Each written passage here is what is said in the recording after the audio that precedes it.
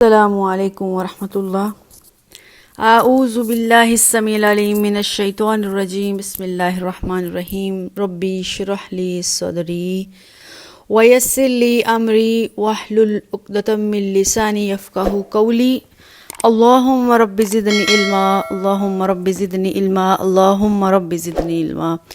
اللہم صلی وسلم علی نبینا محمد صلی اللہ علیہ وآلہ وسلم۔ سورہ ہود، سورت کا نمبر ہے 11 اور پارہ کا نمبر بھی 11 ہے۔ الحمدللہ ہم نے سورہ یونس کو پڑھ لیا ہے۔ اللہ سمجھنے کی توفیق دے، اس پر عمل کرنے کی توفیق دے، آمین۔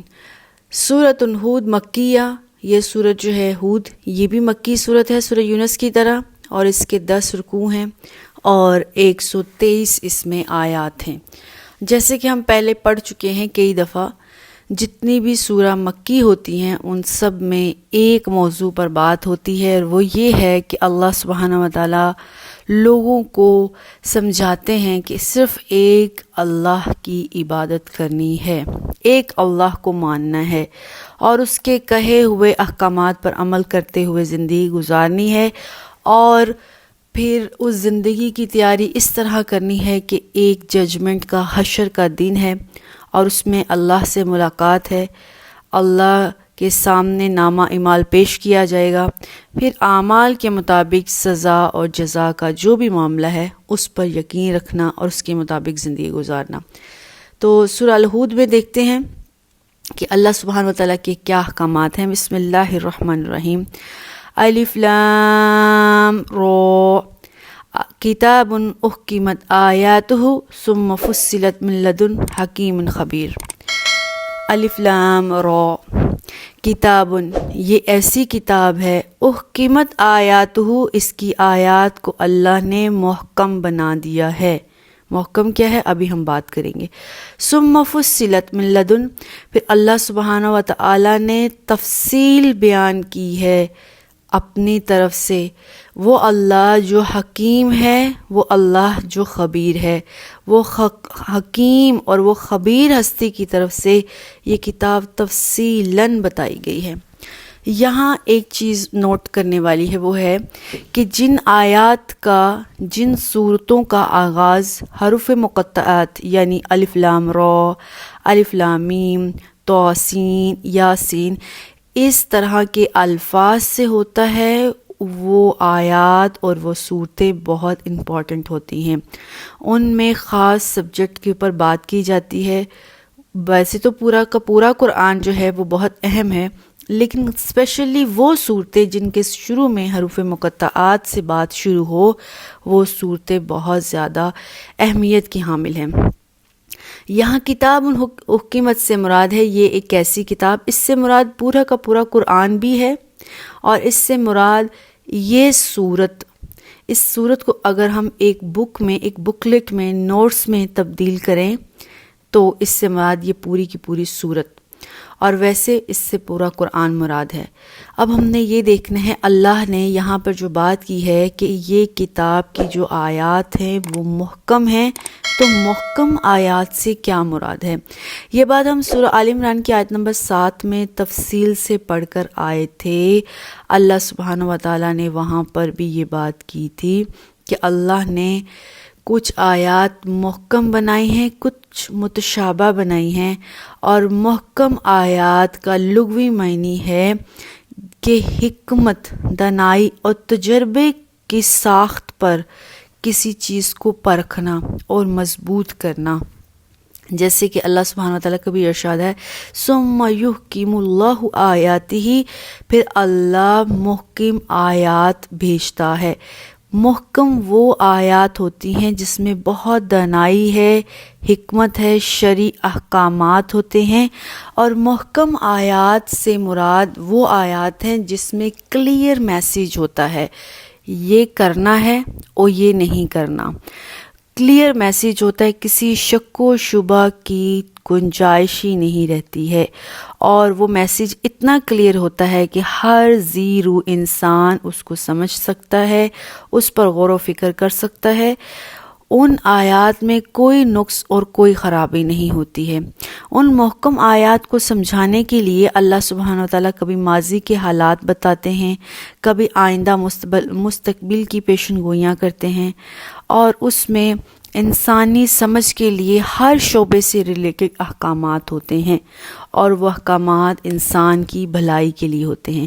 تو اللہ نے کہا ہے کہ قرآن جو ہے وہ اس طرح سے ڈیوائیڈ کیا ہے اللہ نے کہ ان میں کچھ آیات محکم ہیں جو بالکل صاف ہیں، واضح ہیں، حکمت اور دانائی سے بھری ہوئی ہیں، اور جیسے کہ سورہ آل عمران میں ہم نے دیکھا تھا کچھ متشابہ ہیں جن کا سم ٹائم ہمیں سمجھ میں نہیں آ رہا ہوتا ہے، تو جو بہت مشکل آیات ہیں ان کے پیچھے پڑنے کی ضرورت نہیں ہوتی ہے۔ سیدھا صاف اللہ نے قرآن کو نازل کیا ہے، اور اس قرآن کو ویسے ہی سمجھنا جیسے اللہ نے بتا دیا ہے، اور اللہ نے قرآن کو اس خوبصورتی سے اتارا ہے کہ ہر آیت اپنا خود ہی واضح مطلب بیان کر رہی ہوتی ہے۔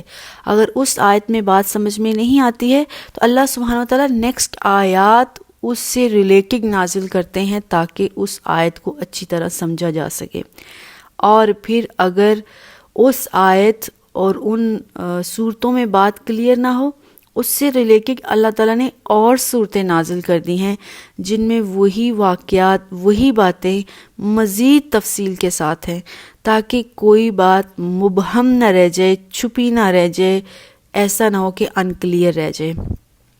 تو اس آیت کے شروع میں اللہ سبحانہ وتعالیٰ نے کہا ہے اللہ نے قرآن کو محکم آیات بنایا ہے، یعنی قرآن کی تمام آیات سمپل، سادہ، انسانی عقل کے مطابق ہیں، جس طرح سے انسان کو سمجھ میں آتا ہے۔ اتنی مشکل آیات اور اتنا مشکل اس میں سبجیکٹ نہیں ہے کہ انسانی عقل اس کو سمجھ نہ سکے۔ آگے آیت کے حصے میں اللہ کہہ رہا ہے ثم فصلت من لدن حکیم خبیر۔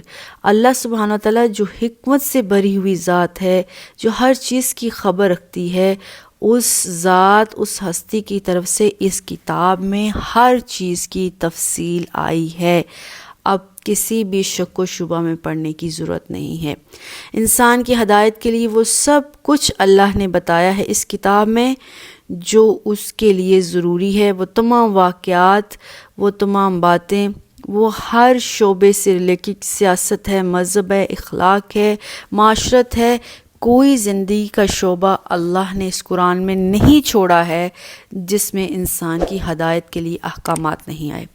تو قرآن ایک ایسی چیز ہے جو سراسر ہدایت ہے، انسان کی رہنمائی ہے، اور اللہ کی ذات جس نے یہ قرآن اتارا ہے، کیا اس سے بڑھ کر کوئی ہدایت دینے والا، کوئی خبر رکھنے والا، کوئی دانائی رکھنے والا ہو سکتا ہے؟ جب اس کی نازل کردہ کتاب میں اس قدر بھلائیاں ہیں، اس قدر حکمتیں ہیں، تو اس ذات کے اندر کیا بھلائیاں اور کیا حکمتیں نہیں ہوں گی؟ اللہ دراصل اس چیز کی پہچان کروا رہے ہیں۔ آیت نمبر 2 ہے سورہ ہود ہی کی، آگے دیکھتے ہیں اللہ کیا کہہ رہے ہیں۔ اللہ تعبدوا الا اللہ۔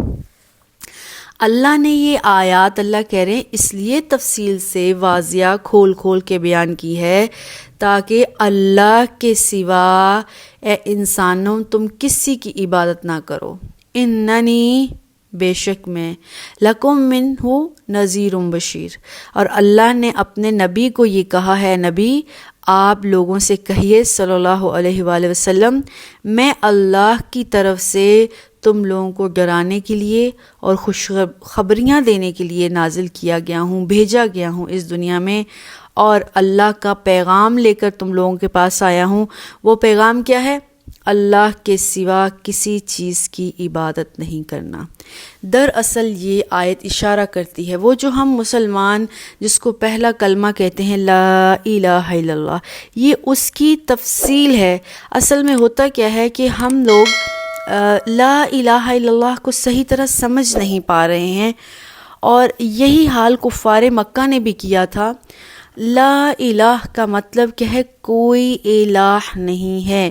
ہم نے اپنے دل کے میدان کو ہر ایک الہ سے، ہر ایک شرک سے، ہر ایک گندی بات سے دور رکھنا ہے۔ جیسے کہ ایک مالی اور ایک کسان پہلے زمین کو اچھی طرح صاف کرتا ہے، ہل چلاتا ہے نیا بیج بونے کے لیے۔ وہ سمجھتا ہے کہ اگر پہلے ہی وہاں پر گھاس پھوس ہے، وہاں پر وہ کتنا اچھا اناج کیوں نہ اگا لے، کتنا اچھا بھی بیج کیوں نہ ڈال لے، وہ صحیح طرح پھلے پھولے گا نہیں۔ پھر اس میں وہ بڑے دھیان سے بیج کو پھیلاتا ہے، اس کو پانی دیتا ہے، اس کو کھاد دیتا ہے۔ جیسے جیسے وہ بڑا ہوتا ہے تو اس کے ساتھ ساتھ بہت سی اور جڑی بوٹیاں بھی اگتی ہیں۔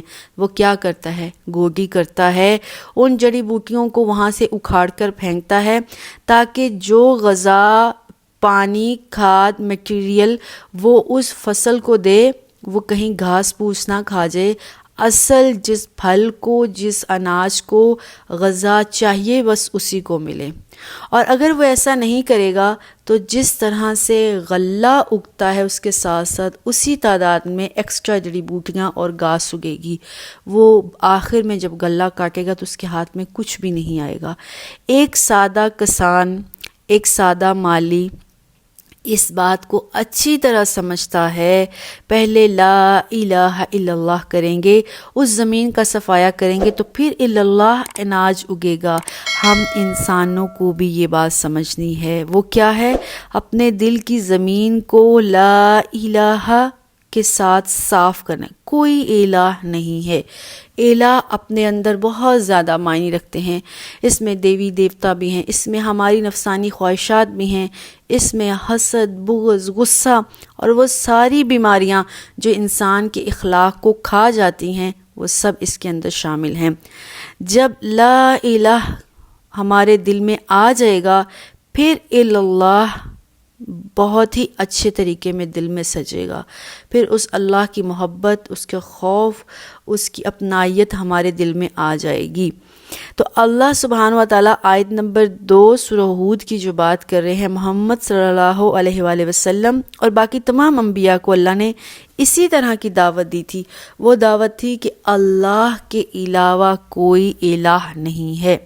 اس دنیا میں ہر چیز کا سرچشمہ، عبادات کا، باقی معرفت کا وہ اللہ کی ذات ہے۔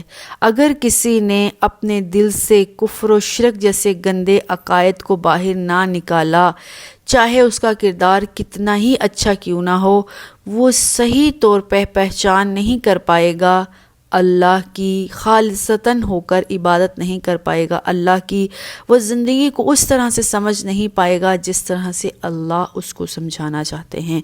وہ پھر زندگی اس طریقے سے گزارے گا جیسے اس کی عقل اور اس کے دیوی دیوتا اور باقی جتنے بھی جس کو وہ پوچھتا ہے، جس کے سامنے وہ جھکتا ہے، اس انداز سے وہ اپنی زندگی کو گزارے گا۔ تو جو شخص اللہ کو اپنے دل میں سما لیتا ہے، کفر و شرک جیسے عقائد سے دور رہتا ہے، اس کا کردار اور اعمال خود بخود ٹھیک ہوتا چلا جاتا ہے۔ ایک وقت ایسا آتا ہے وہ اللہ کی صحیح پہچان کر لیتا ہے، دنیا اور آخرت کو سمجھ جاتا ہے، آخرت کے انجام سے ڈر جاتا ہے اور اس طرح سے اپنی زندگی گزارتا ہے کہ دینوی اور آخروی فلاح کی ساری خوشخبریاں اس کے لیے ہیں۔ اور یہی بات آیت نمبر 2 میں اللہ کہہ رہے ہیں کہ میں نے نبیوں کو یہی پیغام دے کر بھیجا ہے، اللہ کے علاوہ کسی کی عبادت نہیں کرنی۔ جو شخص اس راستے کو اپنا لیتا ہے، نبی ان کے لیے خوشخبریاں لے کر آتے ہیں۔ جو شخص اللہ کے راستے کو نہیں اپناتے ہیں، نبی ان کے لیے ڈرانے والے پھر پیغامات اور وعیدیں لے کر آتے ہیں۔ آیت نمبر 3 میں آگے اللہ کہہ رہے ہیں وَإِنِ اسْتَغْفِرُوا رَبَّكُمْ، اور اپنے رب سے بخشش مانگو، اپنے رب سے معافی مانگو، ثُمَّ تُوبُوا إِلَيْهِ، پھر اللہ کے سامنے، اللہ کے حضور توبہ میں چلے جاؤ۔ يُمَتِّعُكُم مَتَاعًا حَسَنًا، وہ ایک خاص مدت تک تمہیں اس دنیا میں سامان زینت دے گا، إِلَىٰ أَجَلٍ مُّسَمًّى، ایک خاص مدت تک۔ وَيُؤْتِ كُلَّ ذِي فَضْلٍ فَضْلَهُ، اور اللہ تعالیٰ نے ہی سارے دنیا کو یہ سب کچھ دیا ہے، اور اس طرح سے اللہ کہہ رہا ہے ہر صاحب فضل کو اللہ اس کا فضل عطا کرتا ہے۔ اللہ ہر انسان کو اس کے مطابق رزق دیتا ہے، وسعتیں دیتا ہے۔ وَإِن تَوَلُّوا فَإِنِّي أَخَافُ عَلَيْكُمْ عَذَابَ يَوْمٍ كَبِيرٍ، اور اللہ کہتا ہے اگر تم نے اللہ کی ذات سے منہ پھیر لیا تو نبی کو پیغام دے کر اللہ نے بھیجا ہے، لوگوں کو کہہ دیجئے میں تمہارے حق میں بہت ہی ہولناک دن کے عذاب سے تم کو ڈراتا ہوں۔ اللہ کے نبی جو پیغام لے کر دنیا میں آئے ہیں وہ پیغام یہ ہے کہ اگر ابھی تک ایک اللہ کی ذات کو پوجا نہیں، مانا نہیں، تسلیم نہیں کیا تو اب سے اللہ کی ذات کو مان لو، اللہ کے سامنے معافیاں مانگو، اللہ کے حضور توبہ کرو۔ اللہ توبہ قبول کرنے والے کو پھر بہت سے فضل اور بہت سی رحمتیں دیتا ہے۔ اس آیت میں توبہ استغفار کی کمال قسم کی فضیلت بیان ہوئی ہے۔ توبہ استغفار کا اصل مطلب ہے اپنے گناہوں کی بخشش کرنا، اللہ سے بخشش مانگنا اور خلوص سے نیت سے توبہ کرنا، اور یہ سمجھنا، یہ یقین رکھنا کہ اللہ سبحانہ تعالیٰ گناہوں کو معاف کرنے والا ہے۔ اور پھر آگے اللہ نے کیا کہا؟ توبہ استغفار کرنے والے کو اللہ تعالیٰ بہت سے فائدوں سے نوازتا ہے، صلوں سے نوازتا ہے۔ اور آیت کے اس حصے میں اللہ نے کیا کہا؟ یمتعکم متاعا حسنا الی اجل مسمی، پھر اللہ تعالیٰ اس دنیا کی زندگی میں متاع حسن دے گا۔ متاع حسن سے کیا مراد ہے؟ متاع حسن سے مراد ہے پاکیزہ اور حلال رزق، اور اس رزق میں برکت، قلبی اطمینان، سکھ چین کی زندگی ہے۔ وگرنہ جو لوگ اللہ کی بات کو نہیں مانتے ہیں ان کو اس کا صلہ اس کے برعکس دیا جاتا ہے، لیکن جو لوگ بخشش مانگتے ہیں، استغفار کرتے ہیں، اللہ کہتا ہے میں ان کو متاع حسن دیتا ہوں، ان کے رزق میں برکتیں کرتا ہوں، ان کے رزق کو پاکیزہ کر دیتا ہوں، ان کی زندگیوں کو آسان کر دیتا ہوں، اس زندگی میں قلبی اطمینان، سکھ، چین اور راحت کو بھر دیتا ہوں۔ آمین، اللہم اجعلنا منہم۔ اب یہاں پر ایک سوال یہ ہے کہ برکت کیا ہے، اور یہ بات ہم پہلے کئی دفعہ کلیئر کر چکے ہیں۔ اکثر ہم کہتے ہیں کہ فلاں کام کرنے سے زندگی میں برکت آتی ہے، فلاں کام کرنے سے عمر میں برکت آتی ہے، تو اس کا یہ مطلب نہیں ہوتا ہے کہ کسی کو اگر 60 سال کی زندگی دی جا رہی ہے تو کوئی اچھا کام کرنے سے اس کی زندگی 100 سال کی ہو جائے گی، اور اگر کسی کی تنخواہ 20,000 ہے تو وہ 40 ہو جائے گی۔ بلکہ مقصد یہ ہے، برکت بہت ہی وسیع مطلب رکھتا ہے اپنے آپ میں۔ برکت سے مراد تعداد نہیں ہے، برکت سے مراد ہے اللہ اس 20,000 کے اندر اس انسان کے تمام اخراجات کو پورا بھی کر دے گا، اس کو قلبی سکون اور اطمینان بھی دے دے گا، اس کے دل میں سیٹسفیکشن بھی دے دے گا، اس کے دل میں غنا دے دے گا، لالچ، حسد جیسی بری چیزوں کو اس کے دل سے نکال دے گا۔ اور زندگی میں برکت، وہ جو 100 سال کی زندگی پائیں اور وہ اعمال نہ کر پائیں، اللہ اس 60 سال والے بندے کی زندگی سے وہ کام کروا لیں عمدہ اور اچھے کہ 1000 سال کی زندگی پانے کے باوجود بھی کوئی ایسے اعمال نہ کر پائے، تو اس کو برکت کہتے ہیں۔ اب اللہ نے اس آیت میں کہا ہے، ایک طرفہ کہا ہے کہ جو لوگ اللہ کی بات کو مانتے ہیں، اللہ سے توبہ کرتے ہیں، اللہ ان کو متاع حسن دیں گے، یعنی اس دنیا کی زندگی کو عیش و عشرت سے بھر دیں گے، سکون سے، اطمینان سے بھرپور کر دیں گے۔ لیکن اس کے برعکس وَإِن تَوَلُّوا فَإِنِّي أَخَافُ عَلَيْكُمْ عَذَابَ يَوْمٍ كَبِيرٍ، ان کو یوم کبیر کے عذاب سے اللہ تعالیٰ نے وعید دی ہے، اور ان کے ساتھ کیا ہوگا؟ ان کو پھر متاع غرور دے گا۔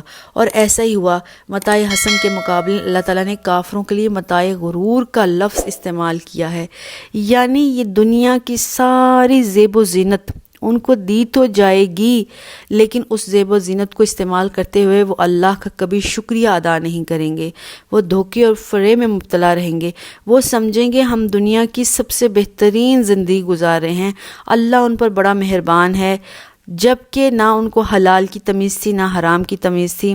جو مال انہوں نے کمایا، جس انداز سے کمایا، بس کمایا اور کھایا، اور وہی مال ان کے لیے وبال جان بن جائے گے، اور آخرت میں یقینی طور پر پھر ان کو پتہ چل جائے گا کہ ہم نے اس دنیا کے مال کو جو بہت زیادہ مقدم رکھا، جس میں اللہ کا لیے لوگوں کا شیئر نہیں نکالا، لوگوں کا حصہ، غریبوں، مسکینوں، محتاجوں کا خیال نہیں کیا ہے، آج وہ مال ان کے لیے ہی وبال جان بن جائے گا۔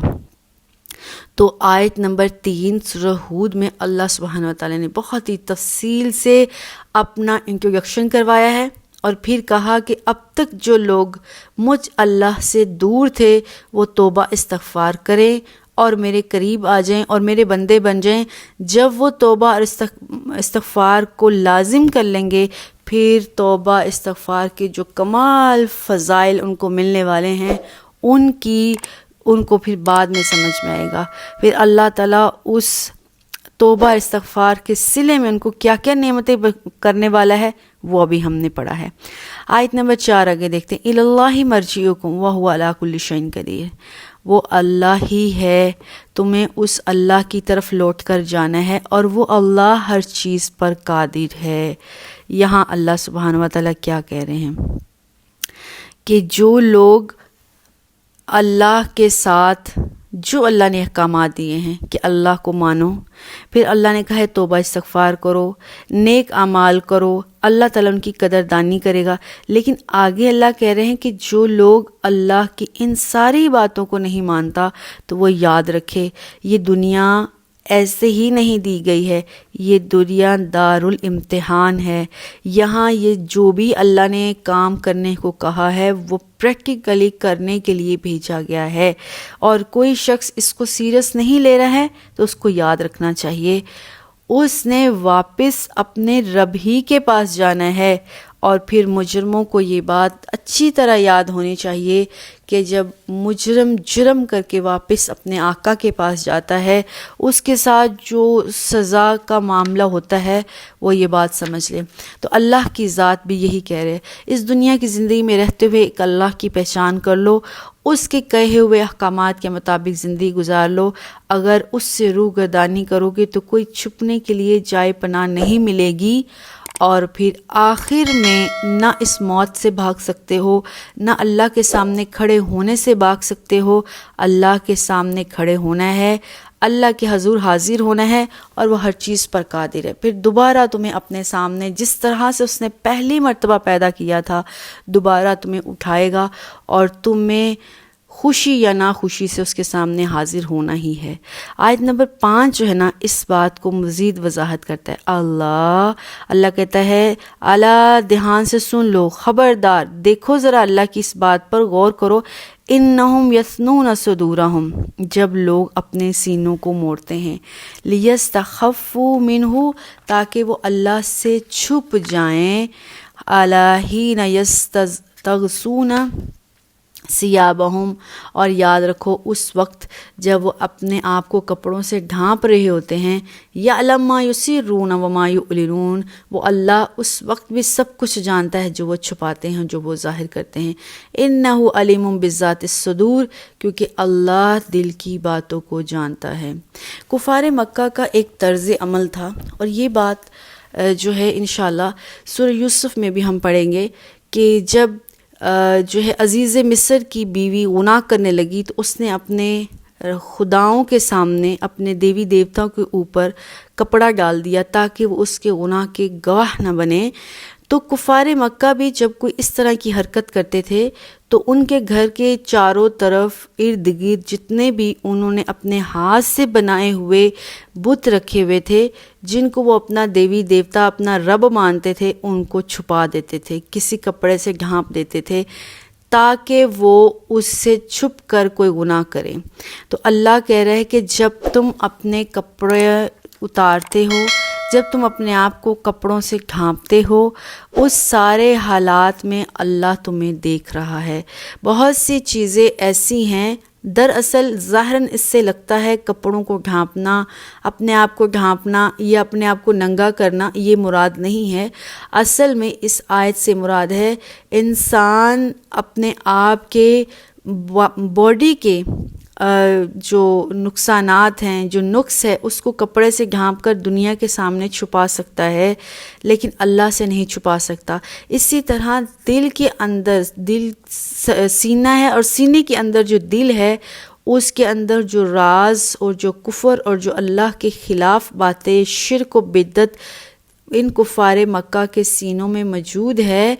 اللہ کہہ رہا ہے اس کو کسی بھی طرح پہ چھپا لو تم چھپا نہیں پاؤ گے۔ اللہ ان ساری چھپی اور ظاہری باتوں کو جاننے والا ہے، دیکھنے والا ہے، وہ ہر ایک بات کا گواہ ہے۔ کوئی بھی بات وہ تمہارے دماغ کے اندر ہے، تمہارے دل کے اندر کسی کونے میں چھپی ہوئی ہے، اللہ ان ساری باتوں کو جانتا ہے، تمہارے نیت کو، تمہارے ارادے کو، تمہاری اگلی سوچ کو، جو تم نے نیکسٹ عمل کرنا ہے، اللہ سبحانہ و تعالیٰ وہ ساری باتیں جانتا ہے۔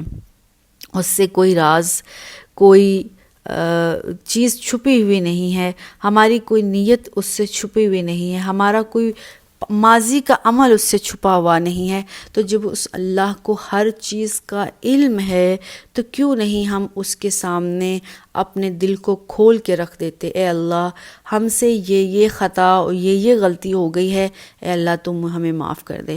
اور آیت نمبر 3 میں اللہ کہہ بھی چکے ہیں پیچھے، جو مجھ سے معافی مانگے گا، استغفار کرے گا، میں اس کے اوپر برکتوں کا نزول ہی نزول کروں گا۔ تو اللہ سے دعا کرتے ہیں، کیونکہ قرآن کی تلاوت اور قرآن کے پڑھنے کے دوران جو بھی دعائیں کی جاتی ہیں اللہ سبحانہ وتعالیٰ اس کو شرف قبولیت دیتا ہے۔ اے اللہ ہمارے دل کے اندر جو بھی دعائیں ہیں، جو بھی غلطی خطا ہوگی ہے، اس کے بارے میں ہم تجھ سے توبہ اور استغفار کرتے ہیں، ہمارے گناہوں کو دھو ڈال، میل کچیل سے ہمیں دھو ڈال، اور ہماری زندگی کو متاع حسن سے بھر دے، اس دنیا کے فائدوں سے بھی ہمیں لبریز کر دے، اور آخرت میں اپنی رحمتوں کے سائے میں ہمیں ڈھانپ لینا۔ آمین۔ والسلام علیکم ورحمۃ اللہ وبرکاتہ۔